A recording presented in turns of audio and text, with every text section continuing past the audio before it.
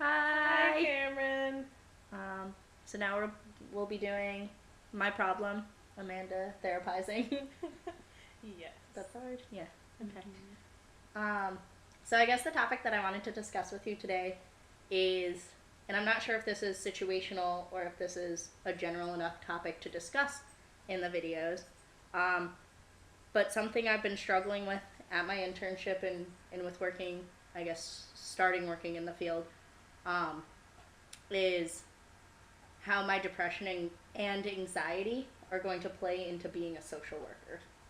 Um, so I have a client that I started seeing, and the way he was talking to me and the way he was acting, Hmm. his depression reflected a lot of the same as mine does.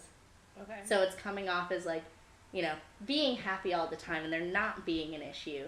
Hmm. And you can tell that there's stuff underneath the surface that they don't want to discuss. Hmm.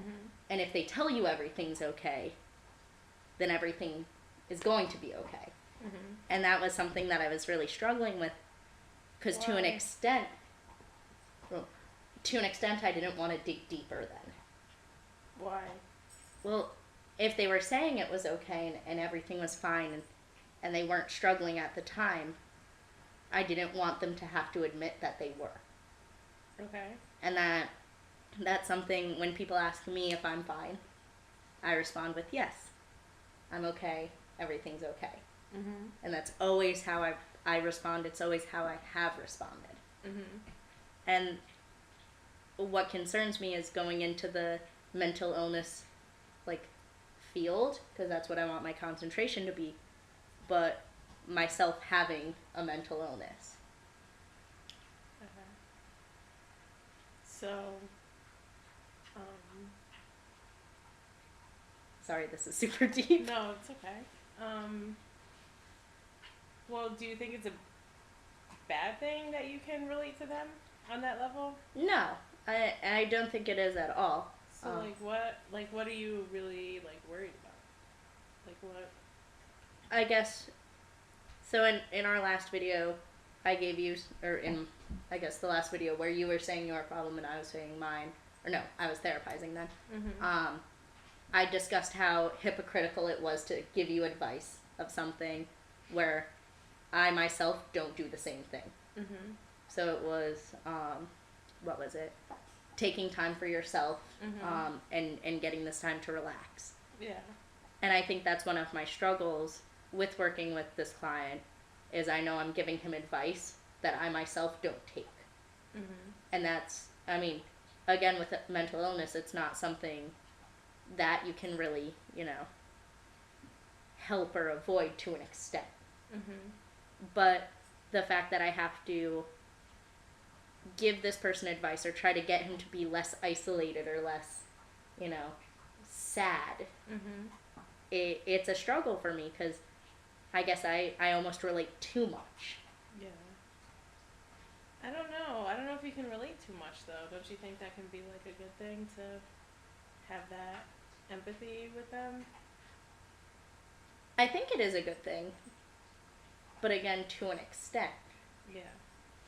Because I do have the ability to relate. I understand why he feels certain ways better than I guess someone who might not suffer Mhm. from depression and anxiety. Um, So and how can you use that? that's I guess one of the things I've been trying to work on. Mhm. How I can use this to benefit not only my clients but myself as well. Mhm. Because I think you do get something from your clients, of course. Um, but it's something that I've been really trying to think of, like how is being able to relate and being able to feel this way, I guess, beneficial for everyone involved. Mhm. Um, and like as much as when we had our first initial meeting, he tried to tell me everything was okay, Mhm. but I know everything's not okay. Mhm. And I guess to an extent, I'm lucky because I don't also deal with substance abuse, which is what he has to deal with. Where instead of it being co-occurring, for me it's just one-sided. Mhm. Um, but I don't know. it's just something that I've been thinking about a lot. That I don't know. It Why? Why do you think you've been thinking about it? I guess because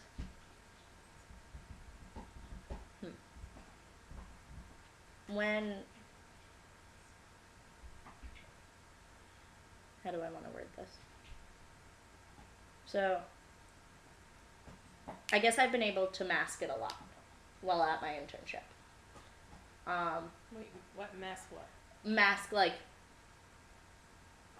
my own mental illness, I guess. Mm-hmm. So I've been able to not come off as someone who suffers from depression and anxiety. So I haven't had to deal with anything really. All of my conversations with other people, not only clients, but also the other people working at the agency, it's all very formal. It's all very, Like shallow, friendly. Yeah, almost? it's very shallow. Because like when you say like deal with it, like to me that sounds like almost like a deeper level of something. Yeah. Of No, topic, I and guess. that's exactly what it is. It's very shallow. Okay. It's very like on the surface. Right. I don't let anyone know anything deeper than what they have to know. Mm-hmm. And I've been getting a little bit better with like people in the social work program. So you and I, we talk about things like this a little bit more, and other people that I've met. But I guess this is my first situation where I'm dealing with an actual client who also suffers from diagnosed depression and anxiety to an extent where it's the same thing. He spent our entire session just like smiling, saying everything was okay, that he didn't have any problems, Mm-hmm. that he was getting the social interactions that we were worried about, that he was he was saying that his favorite thing is to help people, and he loves to make people laugh, and I almost related too much to that. Mm-hmm. And as you said before, you don't relate too much to an extent, but Wait, as I said that before? Is yeah, that like what you said? yeah, like 5 minutes ago or so, that it's not a bad thing to relate or to Okay, yeah. That's not have bad too thing. much empathy towards someone. Yeah. But I almost wonder if it would be better if someone else helped him, someone who could dig a little bit deeper. That Well, why can't you? because I guess I understand what it feels like to want people to believe that you're doing okay. Mm-hmm. So, as much as he says everything's fine, of course I know that's not true. Mm-hmm. But I guess I worry that it will unleash other things, and I've been to therapy a lot. Like Mm-hmm. I know what Well, that's me like. too. Yeah. And I just know what I used to tell my therapist, Mm-hmm. and how it feels the exact same way coming from this client. So that's something that worries me about going into mental illness and substance abuse. Mm-hmm.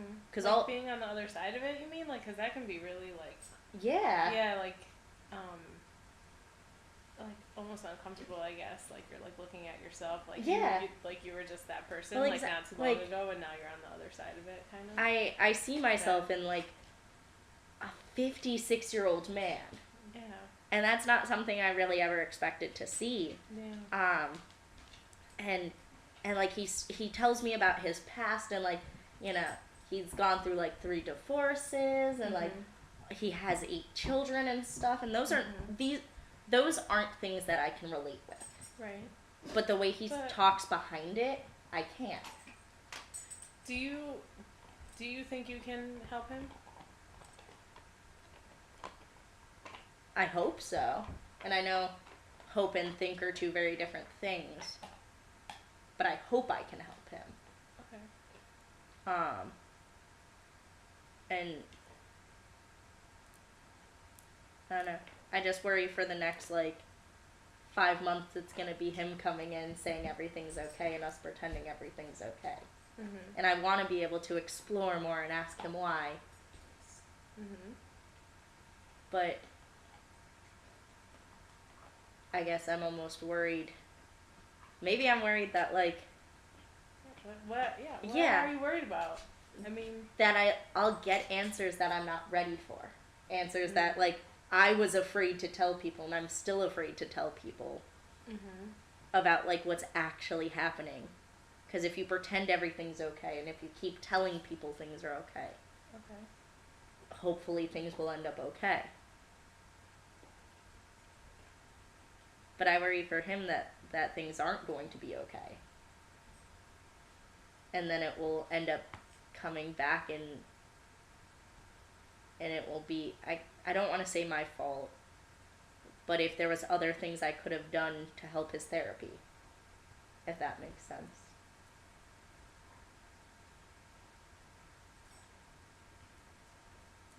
It does. I'm sorry. I'm just No, like, thinking. no, please do. I know that this is probably deeper than you expected us to get. Well, I mean, it is, but I kind of like it. But I feel like I have to like ask you if it's like okay if I Oh my gosh, please continue. do. Okay. So like, how do you think it relates to you? Like how you were just saying, how he says everything's okay, but it might not be because he wants it to be in the end, and you don't want to like take him there. So, Like, have you, like, how do you think that? I feel like it's almost like the two stories are enmeshed, like Yeah. your story and his story. well, So I'm just kind of like wondering why. I guess the way each other responds to how we are. And of course, he has no idea Right. how I am, and I keep everything very professional. He knows nothing about me. Right. But he just, the way he smiles through everything, saying things are okay, you know. He tells us that he interacts with everyone in the house because he lives in our residential house. That he interacts with everyone. He goes downstairs and hangs out with everyone. But that's not what he does. He mostly stays to himself. He stays in his room. He'll come down sometimes for meals, sometimes not. But he sticks mostly to being just with him. And I don't know if when he says that, you know, he interacts with everyone, if he genuinely means that. Ooh, excuse me. That he genuinely means that, you know, he does interact with them. Because every so often he does. And he is a very, very introverted person. Which is also something I connect with because everyone else in the house is very extroverted. So, like, they say everything that's on their mind, anything they're feeling, they keep that very out in the open. But not him. No. He's very... Do you find him challenging? I do. But he was recently... He's only lived in our house for about 2 or 3 weeks now. Before that, he was in the hospital. He tried to commit suicide twice. Is that like why you kind of don't want to go deeper into asking him? I think so. I know it will never be my fault if that happens again. And I understand that from, like, dealing with similar situations myself, that it's never anyone else's fault. Wait, what do you mean similar situations I guess just, that you've dealt with? I guess to an extent, just,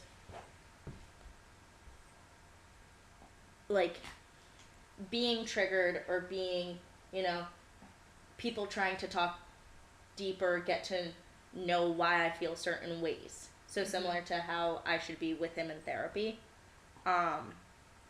It's just, I worry that something might trigger him that I don't know. And that it might cause a relapse in his mental stability. And that I'm ultimately going to feel like that's my fault. Because I understand that, you know, if I was someone else and this happened, that I was triggered, I guess I would feel like it was my fault as well. But it just worries me that I see so much of myself in him. And that's, I don't know, that's hard.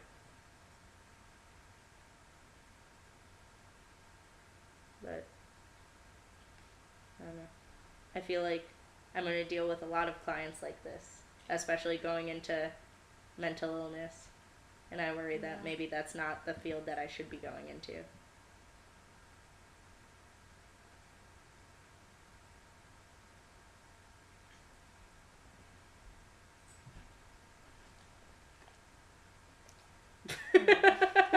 My dog is here, Cameron. I'm sorry. Can you not? See, puppies make everything better. Wow. I feel like that's a big statement that you just made. Donnie, come on, stop.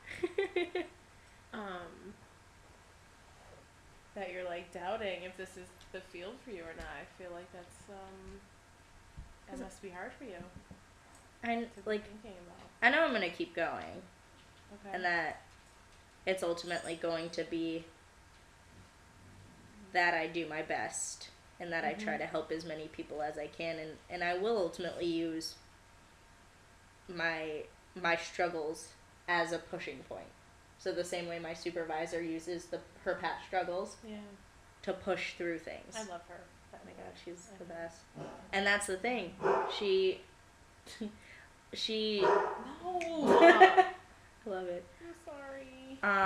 She used to deal with Donnie. like Donnie. Pup. He's horrible.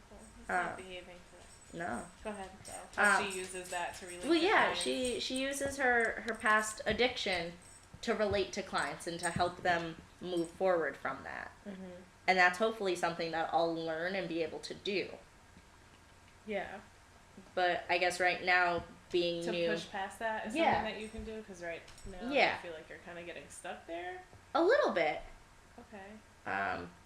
Do you feel like... I know this is like a yes or no question. It's not the best. But like, Yeah. do you feel like you haven't worked through your own stuff and you're maybe scared of it coming out with this guy? I guess to an extent. And like, I know I'm never going to use self-disclosure in the sense that like he ever knows that these are things that I actually struggle with. Mm-hmm. But I guess in a way I almost feel like I should be a therapist that I would want to have. Right. Or like a counselor that I would want to go and see. Right. Which isn't always a bad thing. And I know we've only had I one agree. session together, so our next session is Monday. Mm-hmm. So we'll have time to like Build the build rapport things. and everything. Yeah. And maybe Remember, it's only 11 yeah. miles an hour. Exactly. And that's, I understand that it's just the first session struggle. Mm-hmm. Well, is this the first session you've ever had ever? Cause Yeah. Because yeah.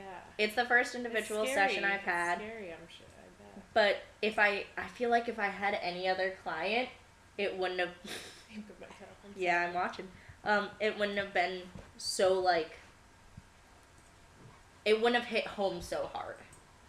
But because Wait, of say that again? like, if I had any of our other clients there, it wouldn't have been so relatable to me. Mm-hmm. But this one, for some reason, it's just. So, I'm sorry. It's just hitting home. Yeah. So, what kind of therapist would you want? And therefore would want to be? Because that's kind of what you just said. Yeah. I guess ultimately, and this is stuff that we learn in Cameron's class, just someone who listens. Mm-hmm. Someone who sits there, I guess, lets you say almost what you want them to hear. And I know I'm going to try and explore more. He's really great with client-led therapy, because that's what we did last week. He took the lead for most of it, and it was great. Okay. Well, that's good. But again, it was just surface level. It was what he wants you to see, what he wants you to hear. And that's something I guess I get and I understand about his indirect communication and whatever contract we have together. And I worry that it's going to get more difficult once we try and get a little bit deeper and we try to explore a little bit more. Difficult for... I think both of us, honestly. Okay. I think it must be hard for him talking to someone who's so much younger than him. And again, someone who seemingly has their life together. Because that's something I dealt with with a client who's 25. He doesn't like interacting with me because I have my life together. But I don't know. Do you? He's being so bad right now. Do you doubt that you can like help him? No. Like, are you being too hard on yourself? Maybe. I think that's ultimately what it's going to be. Just knowing that like you can do it. Like you got this. Yeah. Type of thing. And over time, I Or- know it will get a lot easier. And again, maybe this was a stupid. You cannot do this right here, Denise. I'm sorry. Oh my gosh, no, it's this no is problem. really bad. Go ahead. Maybe like Let's just ignore him. I can't. Just ignore him. maybe it was like a stupid thought in the sense that like it has been like one session. It's my first client. Like I can't take this all like as hard as I am.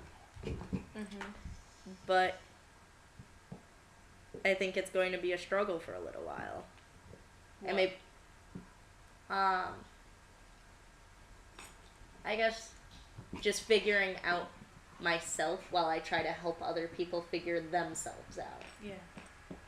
So I don't know if this would have been easier if I took some more time off to try to work on myself, or if this is a good time to work on myself while I'm doing this. Like, Well, what do you want to work on yourself?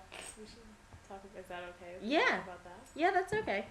'Cause I feel like maybe that kind of sounds like the first step, and maybe that might alleviate some of your concerns in dealing with him. Yeah. I guess just I guess figuring out who I am as like an autonomous person. Just like figuring out who exactly Maliolina is. Especially not letting like mental illness define who I am the way a lot of addicts don't let that recovering addicts don't let that define them. And like I've been pretty good. I've been mentally stable for for a few months now, because I wasn't so well before, which is a good thing. So, you know, all positive steps. But I worry if I do crash again, what will happen then? What do you mean crash? Well, like the way my depression works, it goes through cycles. So I'll be okay, I'll be functioning, I'll get really, really mad at first, I get really, really sad then, and then I just go numb. And this happens a lot, and I never know when it's coming, but I worry that things like that will happen again, and that I won't be able to help other people. I don't know. Maybe this wasn't a good topic for our videos. No, it's. I mean.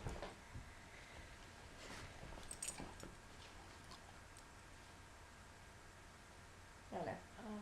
It's mostly just like working on things through myself. So I guess that's a hard thing that I shouldn't have brought up here. But No, it's fine. what I like about these videos is we get to voice concerns. Yeah. And you get to have someone who listens and who understands Yeah. and gets to respond. Yeah. So, Well, I think there's like this whole notion that in order for us to be able to, oh, is it over? no, I mean, yeah, it's 25 minutes now. Is it really? Yeah. Well, I'll just like say this. Yeah. I think there's like this whole notion of, like we have to be whole in order to help other people. But like, I don't think people are ever really whole. Yeah. You know. Well, no, okay, so this is a horrible reference, and I apologize for it. In the musical Rent, there's this one part. There's this show called Rent. Yeah, there's this one part where it says that like you can't love anyone else until you love yourself, and that's something that, oh my gosh, I love that.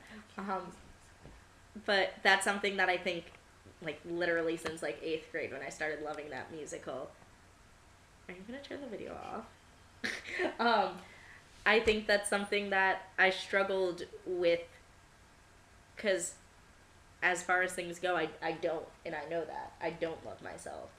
Why? I mean, you'll link it back to mental illness. My brain tells me all of the reasons why I shouldn't. And that's just what it does. So it's something that I've been trying to work on for a really, really long time. And I've gotten better. I used to be so much worse. And I know it takes time and it takes progress and it takes change work, all of those things. Yeah. But, I don't know. Yeah.